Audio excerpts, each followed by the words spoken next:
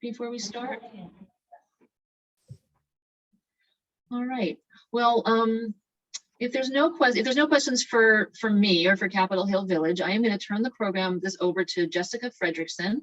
She is the lead on the Stronger Memory program at Goodwin House. Jessica's been extremely generous to us with her time and expertise, and we're very appreciative.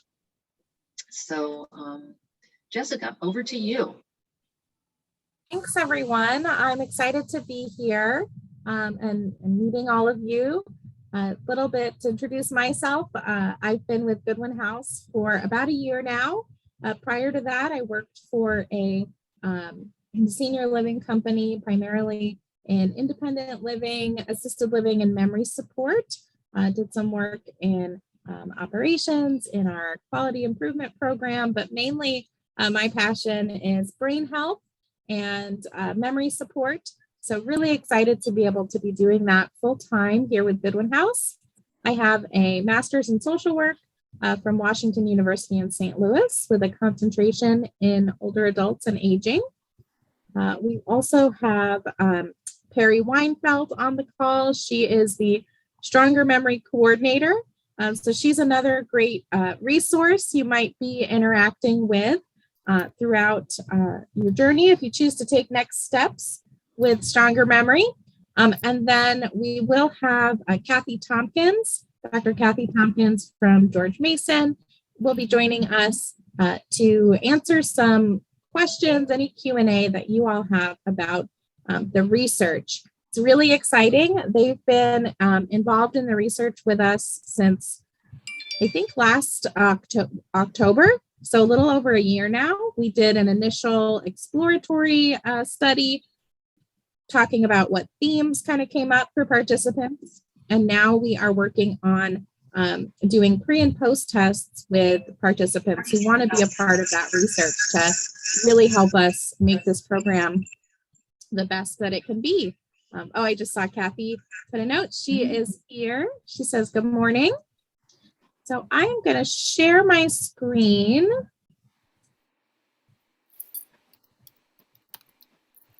And go over a little bit of an intro. I think what works best is I'll go over this intro, but we'll have plenty of time at the end for you all to ask questions. Feel free to put questions in the chat so you don't forget them. And then we'll have a nice Q&A at the end. So I already introduced myself and Perry. Goodwin House is our company that we work for, and it's a nonprofit organization in Northern Virginia. And we have a Goodwin House at Home program that is in Northern Virginia and DC. And our mission is to support, honor, and uplift the lives of older adults and the people who care for them. And so that's really what Stronger Memory is about. It's a great way for us to use our mission. We are funded through my position and Brain Health program. Stronger Memory is funded through donations to our Goodwin House Foundation. And of course, we are also looking at research grants and things like that. But really excited to be able to offer this program to you all at no cost to you due to the generosity of our foundation. So a lot of people know the word dementia. You hear the word dementia.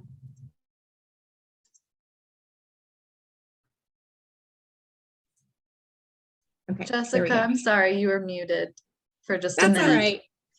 I think I just unmuted myself. Okay. So dementia is a collective term that describes various symptoms of cognitive decline. And so these are the typical symptoms we talk about, like memory loss and forgetfulness, but it can also be more complex symptoms. It's harder to follow a process. So maybe following a whole recipe or doing a really complicated task is more difficult. Alzheimer's disease is just the most common type of dementia. So often you'll see these two words, dementia and Alzheimer's disease, used interchangeably. But really, dementia is this overall set of symptoms. And and brain disorders, and Alzheimer's disease is just one type. And with dementia, there's a lot we're learning. Every day, it seems, new ways that we can prevent dementia, that we can try and delay dementia. And a lot of people, I talk with a lot of adults who really feel like they're worried about dementia. There's a concern, but there is a certain amount of normal aging. There's a certain amount of decline. Typically, those are things that are frustrating, but not interfering with your day-to-day abilities. So maybe it's harder to remember a name, but you know that you've seen that person before. You might even remember where you know them from. The name or the word you're looking for just isn't coming to you. Or maybe you walk into the kitchen and you forget why you went in there. It can be harder to focus on, baking a whole recipe, cooking a whole recipe. To a certain extent, those things that don't impact your everyday abilities to be independent and live your life, those are parts of normal aging. And we've really seen stronger memory help individuals who are just experiencing some of that normal forgetfulness, or who have maybe some early symptoms of dementia or cognitive decline.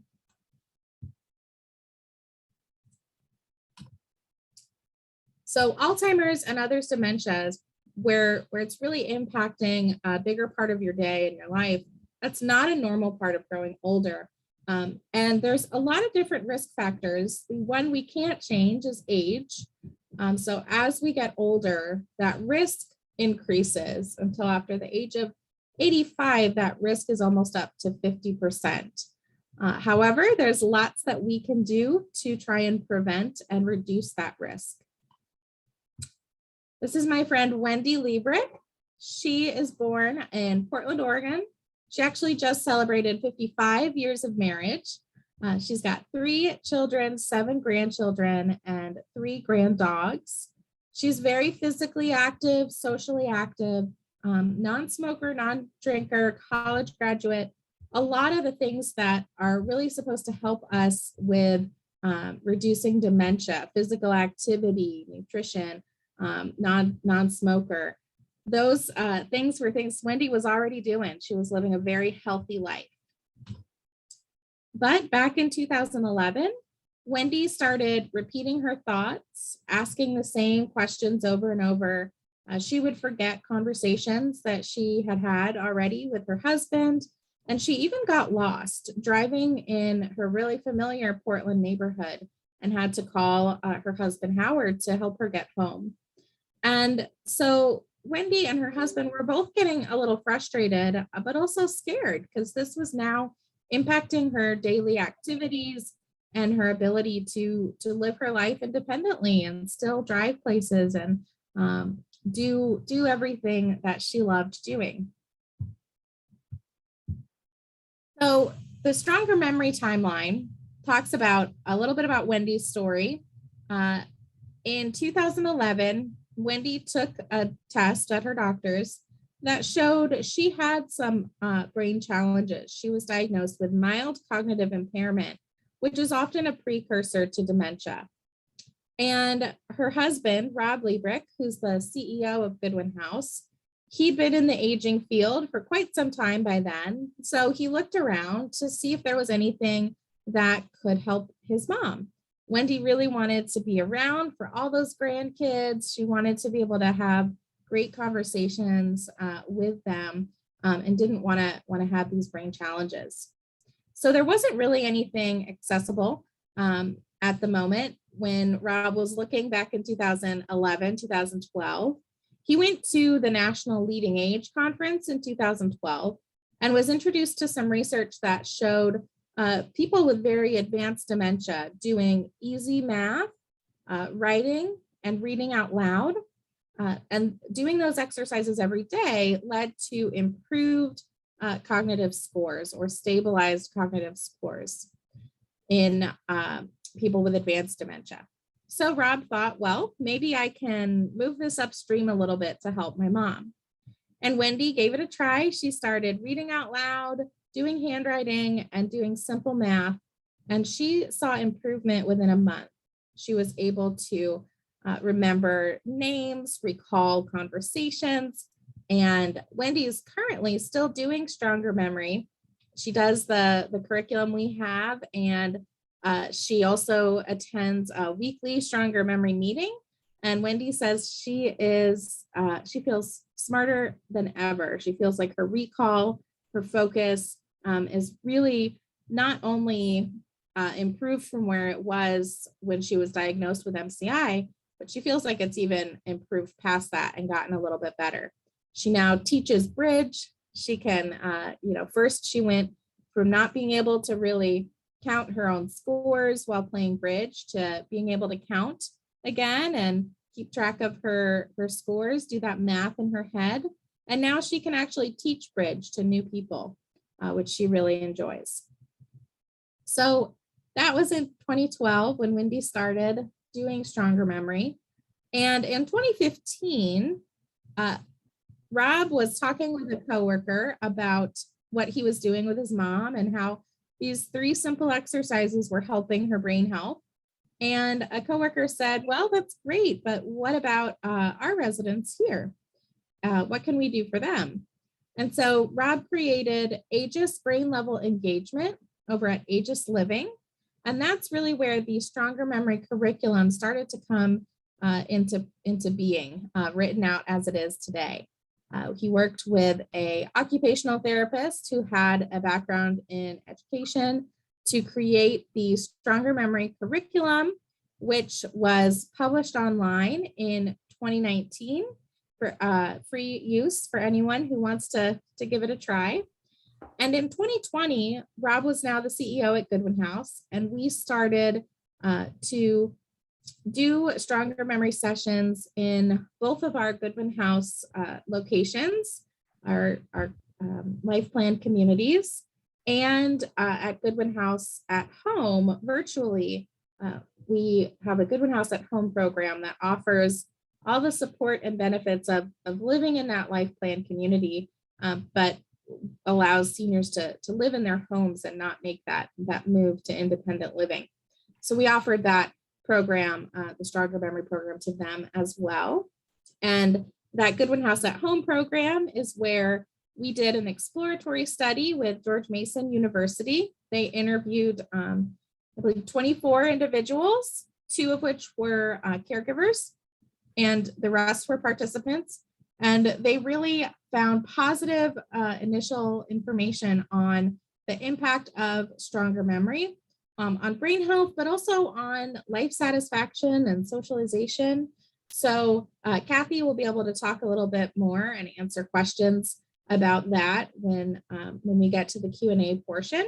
But it's really exciting work, and George Mason has been such a great support of this program and continuing to join the research with us. So they are doing research now. I think we have at least 50 individuals who've gone through both the pre and post test. And we're hoping to get that up to 100 individuals who have been in the pre and post test, so that we can really get some strong evidence behind this program, so that we can make that next step to doing more of a controlled trial. So Kathy's here and she'll talk about that more later. In 2021, as Megan mentioned, we launched a national effort with the Village to Village Network. So we presented to all the villages and gave them an opportunity to sign up to do stronger memory in their village. We provide them with support via a monthly call. Perry and I are always available for any questions that come up, any guidance. We are happy to train facilitators to lead stronger memory groups. And really, so far, it's been a fantastic response from the villages. We had 16 initial villages, and now in our second round, I think we're up to about 32 villages, maybe additional villages who are starting the Stronger Memory program. And it's been really great. Some of the villages have shared that They get some new members because they want to benefit from the brain health program. It's a great way for people to build community, to realize, hey, I'm not the only one who's worried about my memory or who's forgetting a couple of things. So it can really be a good place to connect with others. And in 2022, we are launching this month and next month in senior centers throughout the state of Maryland. So we have about 50 senior centers who are going to start off and offer stronger memory to their members as well.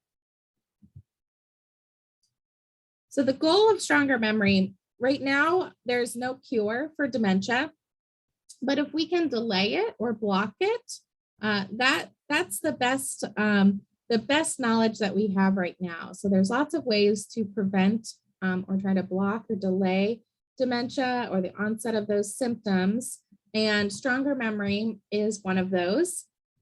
It's designed to help individuals facing mild cognitive challenges, early diagnosis of dementia, but also we have people who really want to prevent any decline, and people who just have some of those normal aging challenges like forgetting words or having trouble focusing. And these exercises are aimed to activate the prefrontal cortex, which is the area of the brain right behind your forehead. And we know that the prefrontal cortex is really essential for memory recall. And that part of the brain also does things with judgment and decision making. So it's a good part of the brain to exercise. And with each of these activities, each of the 3 activities, you're exercising this prefrontal cortex, so this part of the brain behind your forehead, and both hemispheres of your brain. So we're really trying to get back at those things that you learned when you were really young, reading out loud, simple math, and writing by hand to connect all those neurons in your brain, really work those functions, kind of like when you exercise your body, you need to do the same muscles. When you work a muscle, it gets stronger. If you don't use it for a while, that muscle can weaken. It's the same way in our brains. When we work those neural pathways and work those connections, they can get stronger. And if we don't use them for a while, if we just sit around in idle thought or don't really engage and exercise our brains, some of those connections can get a little bit less strong. So the goal is to do all 3 exercises at least 5 days a week for a total of 30 minutes. So it's about 10 minutes on each exercise. And we've really seen results with people doing these 3 exercises for 20 to 30 minutes a day. So this is an example of the math problems, and they are really, really simple. They're simple for a reason. They do get a little bit more difficult as the pages in the workbook get on, but they're not simple because we think you can't do harder math. I know you all can, but these are simple so that they really work the part of the brain that we are focusing on.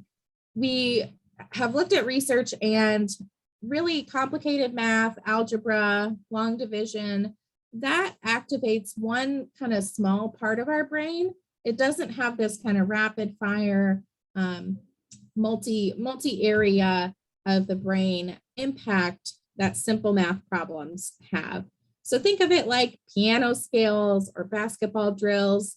It's the easy, repetitive nature of it to kind of build up that brain connection in the prefrontal cortex. And typically in the workbook, people do about 2 to 4 pages of math a day. We also have writing prompts. So these are an example of some of our writing prompts that individuals can use. And you can write with our writing prompts. We've got about 200 now in the workbook, but you can also You can also do something else. You can write in a journal. We have a lot of individuals who do that. Some people like to read a book for their book club, read a religious text and write about that. So the key is that you're writing by hand and not typing. Typing activates, typing is really a repetitive motion. You're doing this, the same motion with your hands. And when you're writing, you're really focusing on the words that you're thinking of and that motor function as well. So it works more of our brain. Jessica, it looks like Judy had her hand up, if you don't mind taking a pause. Yeah, absolutely. Thanks. There was just a question in the chat about the program impact on short-term versus long-term memory. And then the data, which I think Kathy will probably talk about, and how long lasting. Yeah. And one final question about in what circumstances does it not work? That's a great question. And Kathy will be able to talk a little bit about the data and what we've seen so far. We are admittedly early in the data collection for stronger memory. So we've been researching this since 2020.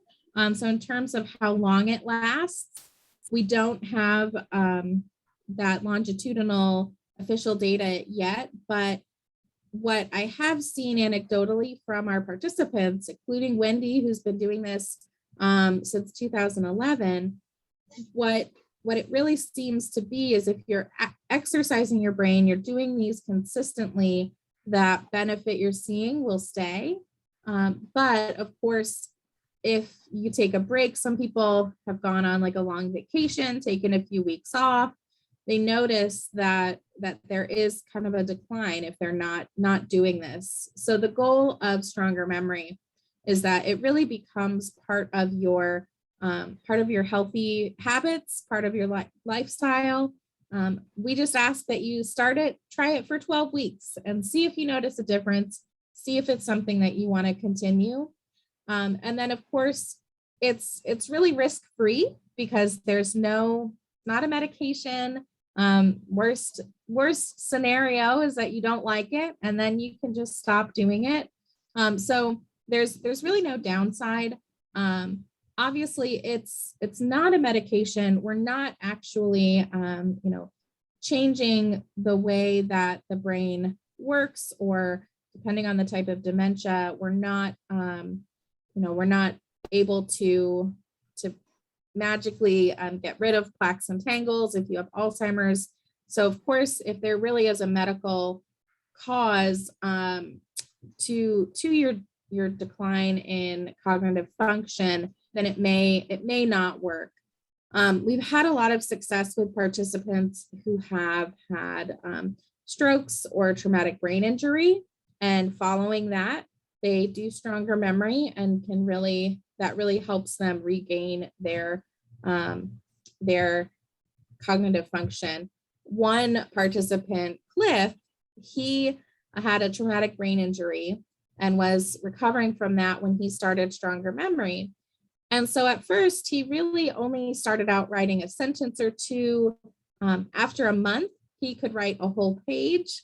We just had a meeting with him a couple of weeks ago where he shared he now writes 2 whole pages on his day, on his past, and he went to his doctor for his annual brain health checkup for everything going on with his traumatic brain injury, and the doctor shared that he has not had a decline in the past year. So that was really exciting.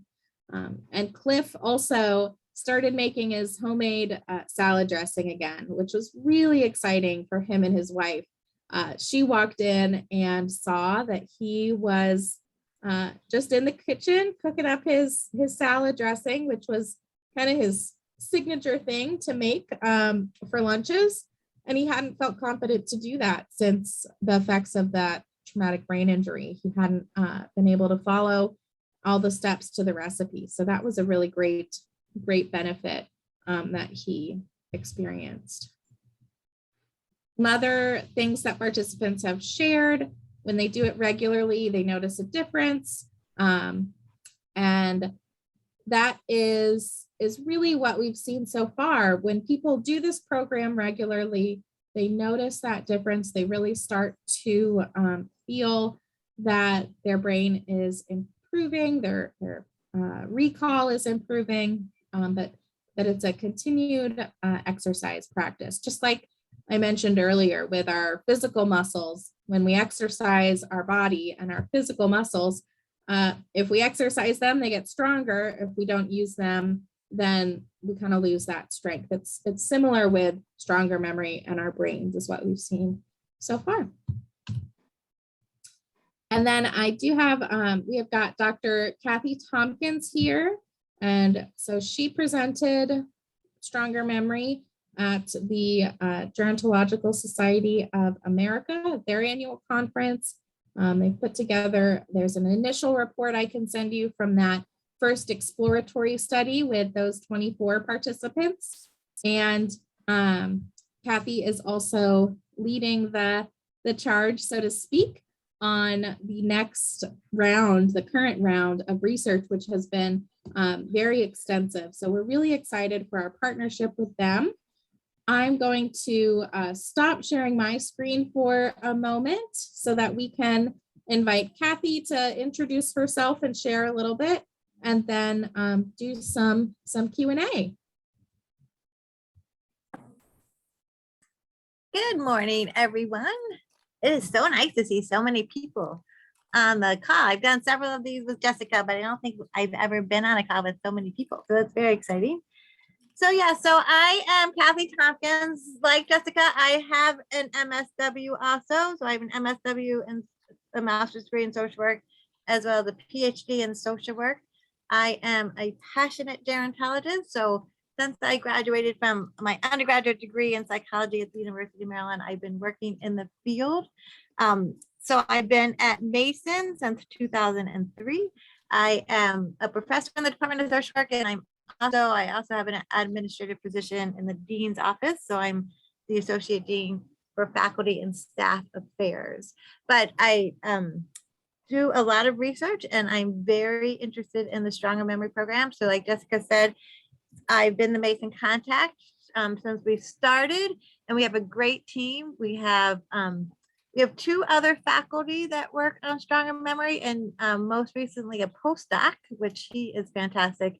And then we have a group of students who do a lot of the connecting with our participants. So it's been a great experience. We are always looking to move the work forward. So we actually just met yesterday. I haven't had a chance to update Jessica on a potential new grant that we could apply for to get more resources, to do more, to answer very similar questions that I think one of you were putting in the chat. Like, they were great research questions.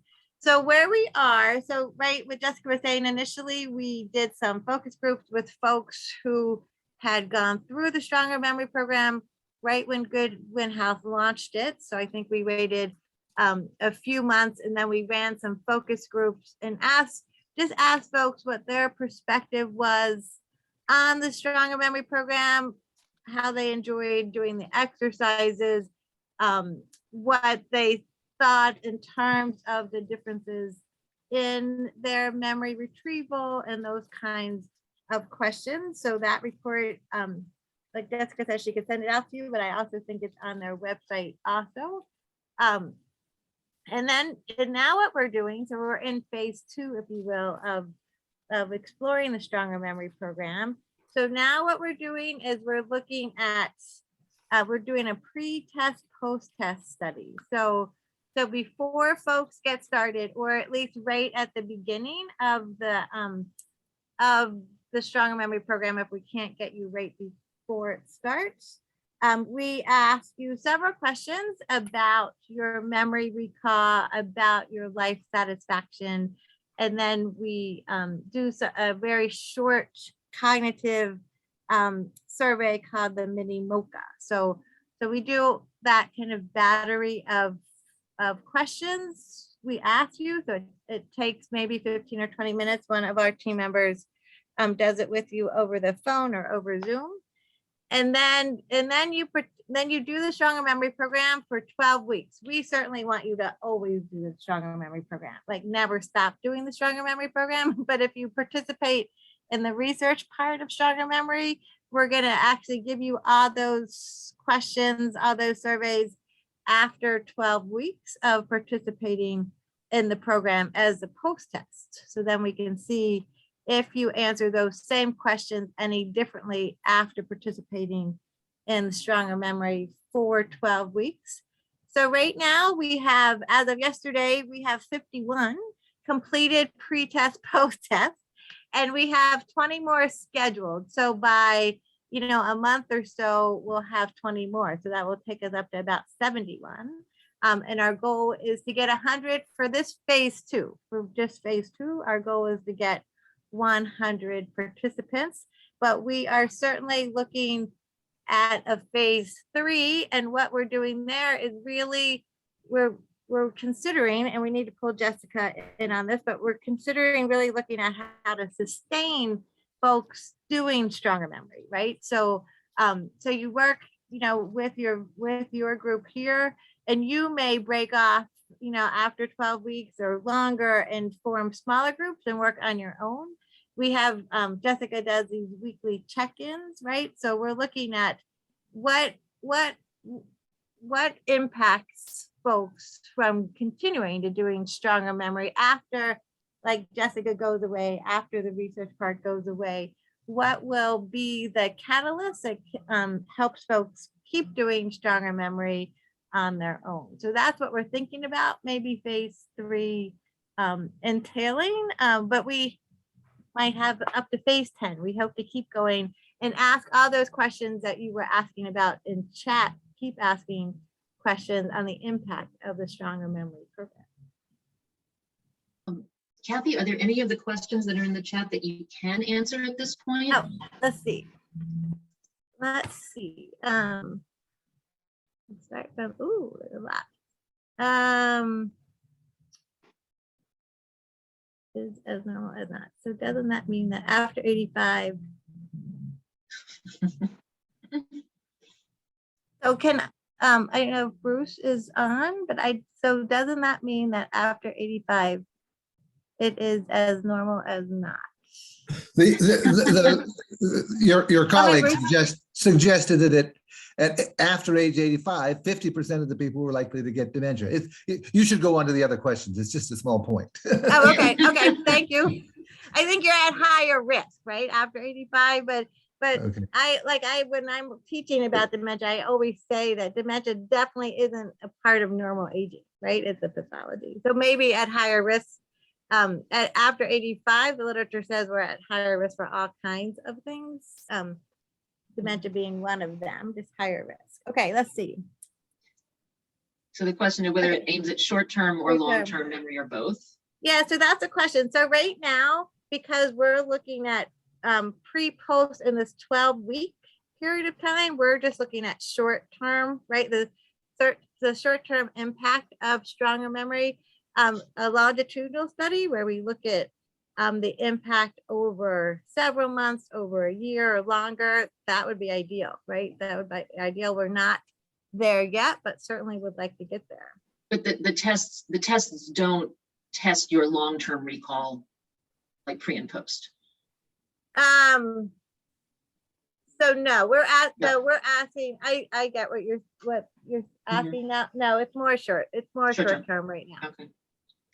And then what have you found from the first 50 folks that you've done? Like, are there notable positive or neutral or negative impacts? So that's a good question. So we actually were looking at some of the data yesterday. So you guys are getting all these sneak peeks, and I'm kind of hesitant because so we want to look at 100 people because the literature says that that's a number based on the amount of questions that we're asking is a good number to really get a good feel of what's really happening. So we're only halfway there. But what so I can give you kind of peek into what we're seeing very preliminary, right? At very preliminary results. But right now, so the mini mocha, and I am not a huge mini mocha believer in terms of a change, like you'll see much of a change in this. So mini mocha is really about memory recall, but I'm not a big believer in that you see much of a change in the mini mocha over a 12-week period of time, right? That's a short period of time to look at a change in cognitive status, but the mini mocha is showing improvement, right? So that really supports what Rob and his mom has said, is showing a perceived improvement, right? So perceived improvement in that 12 weeks, which is kind of nice to see. And then some of the other things that we're seeing, so there's this survey, the title of it is called the MFQ, but it's memory, it's about memory functioning. So it's a memory functioning questionnaire. And what we're seeing there is that certain questions are showing a positive change. So some of those questions are more about some of the normal aging declines that we see. It's showing that the Stronger Memory Program helps us with those declines. So recalling phone numbers, remembering groceries, what we need to get at the grocery store, those kinds of things are making that part of our memory. This, like doing these exercises, really, like we try to get people to do each exercise, right? So the math, the writing, and the reading out loud, 10 minutes each for a day. So that's 30 minutes a day. I know we say 20 to 30 minutes, but if you really can do each of them 10 minutes a day for 5 days a week, that's where we're seeing the most impact for that kind of time period. So again, it's just preliminary, but since you asked, I had to keep it a secret. There's a good question here about the relationship of memory disorders to ageism, really, the anxiety and self, I'm not sure that you're in a position to answer that, although I suspect that there's probably a correlation there based on other research. Yes, and our postdoc is very interested in those kinds of questions around ageism. And sometimes this may seem not as significant, but I believe it's very significant. Sometimes what happens is that we get more confident, right? So we're doing these exercises, we're feeling better, we're feeling better about our memory recall and just about life in general. So that gives us more confidence, right? So I think that's a piece of it. Interesting. But we could do more qualitative work around those questions, I think. Okay. Somebody asked you to define mild cognitive impairment. Yes. So I don't know if you want to do that, Jessica. You might, because I know you've talked about it. I just want to make sure. Yeah, I can start, and then Kathy, if you've got more to add there, feel free. But yeah, mild cognitive impairment.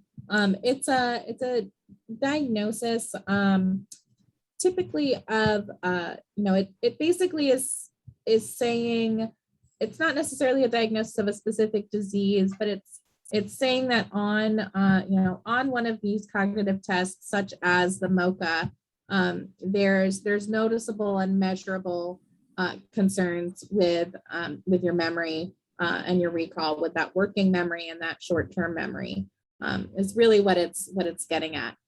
And what a lot of research has shown is that if you do get a diagnosis of mild cognitive impairment, that can often be the first sign that you might be starting to show symptoms of dementia. So sometimes a diagnosis of MCI can lead to a dementia diagnosis later.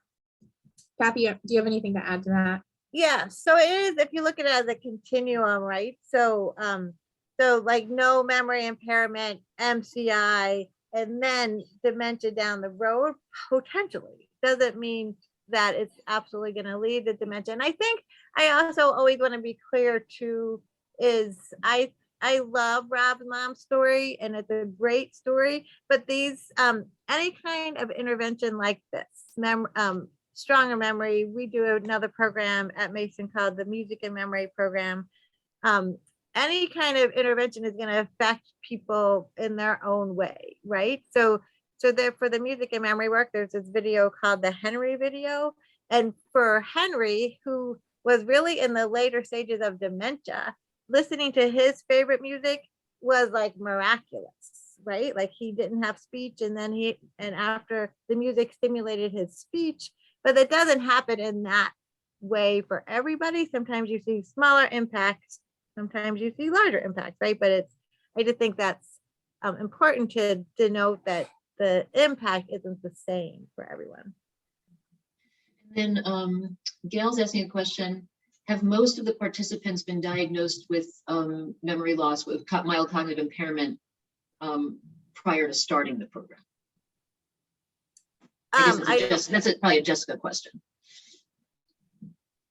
Yeah, actually what we found, and especially with the groups that have been doing this the longest, that Kathy and the George Mason gerontology team have been researching, most of them have not been diagnosed with any kind of memory loss, unless that's something they've disclosed to the research team and not to us. But I believe most of them have not. And so what we're really seeing, what I see in the groups that I lead, it's a lot of people who are, like I mentioned earlier, they're noticing some of those memory challenges that are frustrating, but not a clinical diagnosis. Just they're noticing it's harder to focus, or it's harder to recall words. Some of those things that are not memory loss, but are a part of normal aging. We have a lot of those individuals, and I think it's people who just, to that question earlier, can it be a self-fulfilling prophecy to worry that you're losing your memory because you're old? I think a lot of people are concerned about their brain health and about their memory. So we have a lot of participants that don't notice anything major, anything specific, but they feel empowered that this is something they can do to better their brain health, to prevent any future decline. And so we have a lot of individuals who join for that reason. So not necessarily a lot with that diagnosis. Definitely some do have some sort of brain health diagnosis, but I'd say the majority do not. They're just looking to better their focus and their kind of general memory. I wonder if I can add something, and you guys will correct me if I'm wrong, but my understanding too, for any of you who are a caregiver for a person with dementia, that some of these programs, the program can be difficult for people who already have dementia. Oh, sorry, Roger, I guess we don't, let's see. I don't think I'm the host. Can somebody? Yeah, I'll work on it, Judy. I haven't tried you can to stop. You can do the stop sharing. Yeah. Yeah. Roger, yeah. For folks who already have dementia, that they can do this program with a caregiver. That might be better for them, for some folks, than participating in a group. So that's a possibility if you're thinking about that. Just wanted to mention that in case that's on somebody's mind. There was one other question here about whether dementia runs in families. I guess that's not specific to our Stronger Memory program, but for folks who might be concerned, do either of you have any information about that? About dementia running in families? So I think that's something folks can ask their physicians about. There are some tests that you can do, genetic tests now, that some folks I know have done, but I think that's more of an individual kind of question you would ask a physician. Okay. Why don't we open it up for folks who want to ask questions, who want to ask questions by either raising their hand, or Megan and I will both look for you. If you know how to use the reactions tab in your menu, if you click on reactions, you'll see raise hand, and you can click on that. That's one way to show you want to talk, or else just kind of wave until somebody spots you, and then we'll we'll have a couple of us looking out for you. So any other questions about brain health, about stronger memory, or about our plans for stronger memory. Yeah, Shirley. Oh, I think you're on mute. There you go. Thank you. The first thing to remember.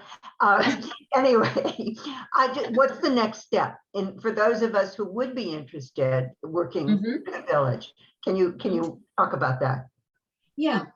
So, well, do you want to talk about the program, about the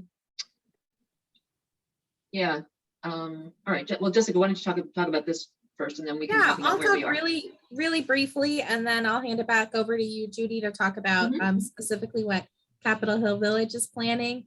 But what's next? Like Judy mentioned, there is a way for people who are a caregiver, if you want to do it with someone, there is a way to do it really nicely one-on-one, and Perry and I would be happy to answer questions about that. But most of the village networks are doing a group method where you've got a weekly meeting. You meet for those 12 weeks. Some participants decide they want to meet longer than that, but you want to try to encourage people to join for at least 12 weeks. They want to improve their brain health. The facilitator really just needs to be someone encouraging, someone who is able to ask questions and then give space for the participants to share. And then you can meet weekly in person or virtually. We recommend about 5 to 15 members per group so that everyone has a chance to really share. Some villages do 2 groups at a time with different facilitators because they have a lot of interest. So that's an option if you have enough volunteers or facilitators for that. And then typically the groups go about 30 to 45 minutes. Certainly with COVID especially, I think we're all craving social interaction. So sometimes those groups can go a little bit longer once the group kind of forms cohesion and has a lot of connection. There can be some conversation and chatting that makes those go up to an hour, but typically they're around 30 to 45 minutes. That's the general structure. And just to follow up to oh, I see a hand. Sorry, go ahead, Susan. You need to go off mute. Yeah. You're on mute, Susan. Is there an outline or some kind of curriculum for the groups to discuss other than, what we're forgetting today and how our memory is working and that sort of thing? Is there specific goal of these groups? Yes, we do have a facilitator's guide that has kind of an agenda, and then really exciting, we are coming out with, we recommend, talking about a brain health topic each week. And so we're coming out with some kind of discussion guides, curriculum guides. They should be finalized by the end of this month that have a little brain health information. Usually if you open it up online, there will be a link to any other articles that we use to pull that together.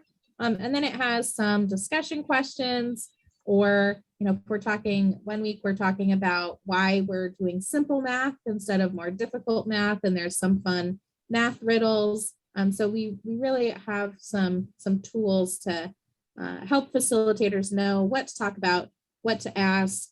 And then one really key part is to have participants really share a little bit about themselves and their stories. So while you're meeting, pick someone for the next week who is going to kind of be highlighted, and encourage them to share one of their writing prompts, and letting them know ahead of time that they're going to be put on the spot is a good idea sometimes, but that really helps build community in the group.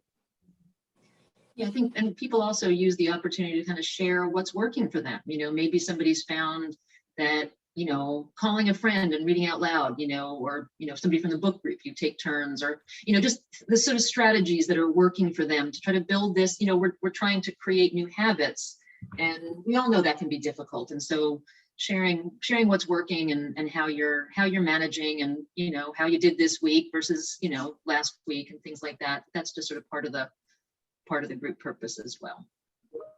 One other thing, Jessica, I was going to ask if you could talk more about is the course book that program participants purchase? Yeah, absolutely. So we have a not the facilitator's guide. We do have that as well, but the actual A workbook, right? we have that right now online. We've made some upgrades to it, to the downloadable version that will be coming out in the next week or two. That makes it a little bit less pages, but still all the same content and additional, it has additional writing prompts as well. That will be in our downloadable version soon with the ability to download that and print it yourself. So Goodwin House, we are not trying to make any money off of Stronger Memory. This is just really something we feel passionate about and want to share. So whatever way is easiest and most cost effective for you to get the materials of that workbook, that's what we want you to do. So you can download that and print it yourself, or take it somewhere to make copies, or you can purchase, we charge just at cost, you can purchase a pre-printed spiral bound workbook, because it is, What is it, it's about $17, I think, for the book. yeah, it's $18 for $18. the book, and then Okay. plus shipping. And if finances are an issue for anybody, please don't worry. We're not going to let that get in the way. Okay. Absolutely. Any other questions? Somebody asked it. So Jeff was asking if this is something that Capitol Hill Village is doing, or if Goodwin House is doing. Now, I actually have a question. So we're planning to organize our own groups. If somebody for some reason can't attend our groups, the schedule and things, does Goodwin House have groups that people can drop in on, or is that private to Goodwin House? Yeah, right now we have two open groups. What we do with our virtual groups right now, we're not open, we're not having any in-person groups on site for people to drop in on, although hopefully in the future that would be a possibility. But we do have two virtual groups meeting right now. We give first preference to people within Goodwin House, but right now we do have openings. One is on Tuesdays at 2:30. The other is Wednesdays at 1 o'clock. And so if people are interested in joining and can't make the Capitol Hill Village group, we do have a few openings there. So those will stay open until we hit that maximum of 15. Okay. Are there other questions before I respond to Shirley's questions about next steps? Anybody have anything? So, well, this started out, we were going to sort of put word out and see if there was interest, and clearly there is. And so, yes, we are going to be organizing groups. The plan right now is to organize 2 groups. We thought we would try one that was just online for folks who prefer that, and have one that will meet in person as soon as it's safe to do so. So we thought we'd start with 2 groups. I'd like to do one during sort of the, business hours, and then one kind of, maybe evening or weekend, so that, folks for whom, maybe folks who are still working or who have some other obligations can participate. Gail. Yeah.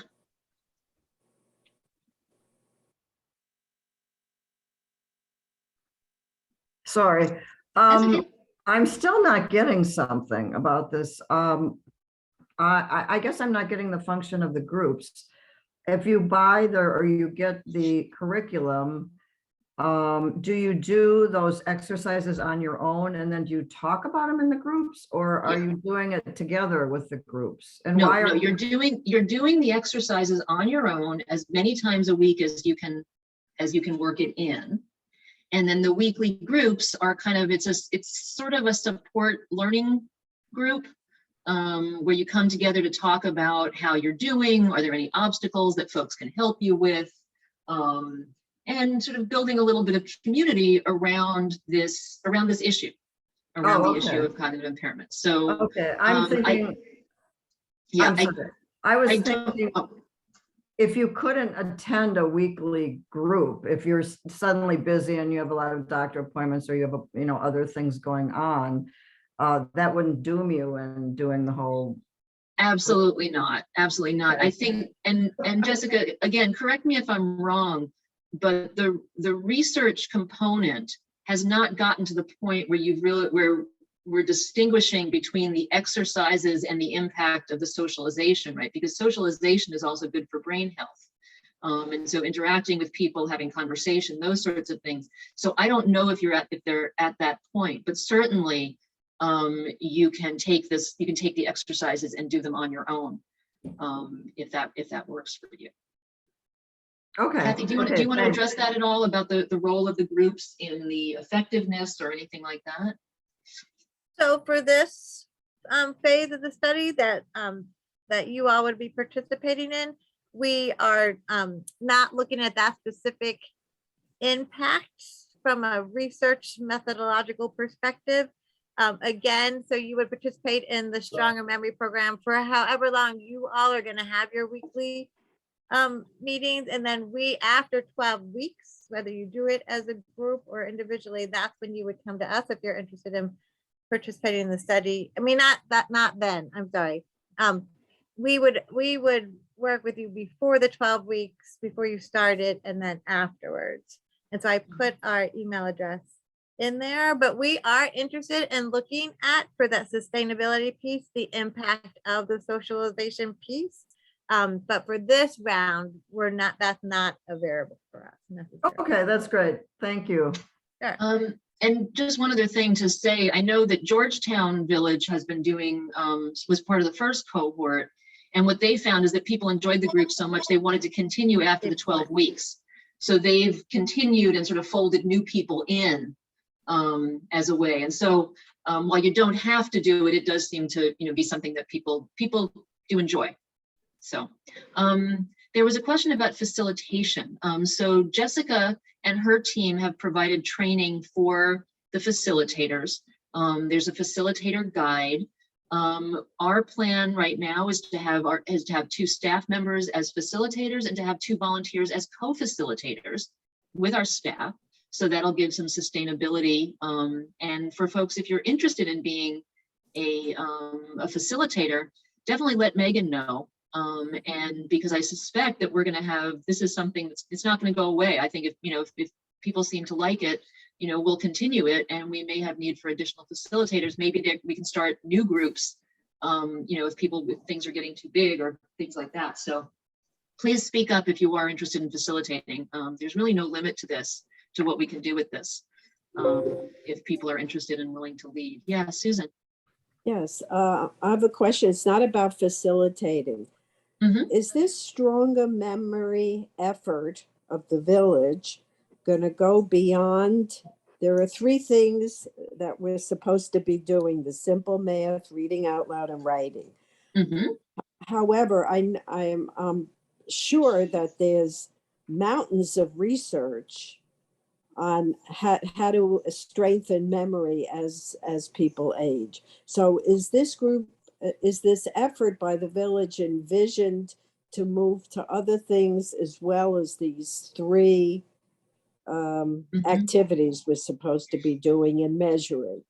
That's a great question, Susan. I think so. This program, we're going to start this program. We're going to run it for 12 weeks, and we're going to see how people like it and what they think. And if people want to continue, we'll continue. If people want to explore other things, I mean, remember, this is your village, right? So if somebody wants to learn about another program and says, this is what we need to do it, we'll create a slot on our calendar. We'll help, recruit people and things. There's no limit here. It's really just what we're, but this is a wonderful opportunity to get something that people in the village community seem to be enjoying, that has support. We have this wonderful opportunity to participate in research right now. Obviously, and I think I said this before, you don't have to participate in the research to join the program. It's an opportunity if you choose. Obviously, it has its own benefits and we would encourage it, but it's not required. So this is a start. Let's think of this as a start. Gail, you still, is that a new hand up or is that? your hand just not going down? Okay, that's fine. Any other Wait. questions? We've reached, oh, Susan, just to answer your question too, with the new curriculum pieces we're putting out for kind of discussion guides, we have a lot of education about some of the other brain health things you can do. So we will talk a little bit in those little sheets and give you some links to articles on nutrition and the brain and exercise and the brain. So just stronger memory in general, we're trying to incorporate more of that education into our program as well, because there's a lot that we can do for brain health. It's really, really exciting and empowering. it is. Thank Elizabeth, you. I see a Thank you. question. Yeah. Elizabeth, did you raise your hand? You need to go off mute. This is Jeff. I just want to say thank you, Judy, for arranging this, and thank you, Goodwin House, for coming and helping us learn and to participate. A really a great program. Thanks, Jeff. I'm glad you were here. Thanks. Elizabeth, did you want to comment too? Yeah, I have a general comment, and that is, it seems to me, first of all, I should say that I have a back problem. So frequently when I'm online for an hour, I'm also on the couch. Yeah. Secondly, this seems to me to be a framework that we can play with. I mean, there's certain parts of it that are absolutely straightforward, the exercises, and some of the self-reporting. But it seems to me like this is an opportunity to figure out how to use these things to our advantage. So Absolutely. I'm happy to kind of go with the flow and join a group. Okay, so what do you want us to do? Do you want us to send an email to Megan? Do I have the right name? Yeah, And I say think, that we want to sign up, or what do you? yeah, well, here's the thing. We're going to have to, some of this is going to depend. Well, first of all, And we're then- going to make this, oh, sorry. Were you finished? Okay, it was to me Oh. that the thing to do is, I tell you I want to join and do this. You tell me, great. We are going to have one group on Thursdays at 7 and one group on Friday at 11. And Yeah. which do you want? Right. I think that's what we're going to do. But Are we're we going on to the- okay. we're going to figure out. I think we're going to figure out the calendar first, because that will determine for some people whether they can participate in this first round, just in this in this first cohort, and then we'll give people. I think, I don't know. We'll have to figure out how we'll just have to get people to submit their names, and for which group. So we'll follow up, and sorry. Is it a commit? I mean, Is it a commitment? that the calendar? It seems to me that my commitment would be to say to you, I'm going to make myself available for 12 weeks at the time, and that's sort of all there is. That's right. That's it. That's it. That's it. I see. Yeah. I mean, this is simple, right? I mean, I think the hardest thing is that there's a good chance that we won't be able to get everybody into this first, these first two cohorts. And if that happens, then we'll try to find facilitators and start a third if we have to. Yeah, I see Wes. I think I see your hand. Yes. My question is, will we be able to order the workbooks before the actual classes start, so we already have it? Yes, absolutely. Okay. Absolutely. We'll order. Yeah, we'll be sure to make. We'll make sure that we have enough on hand for everybody who wants one. We'll figure that out. Okay. Are there any other questions about the program or logistics? So we've got the team. Yeah, if two groups full. Yeah, exactly.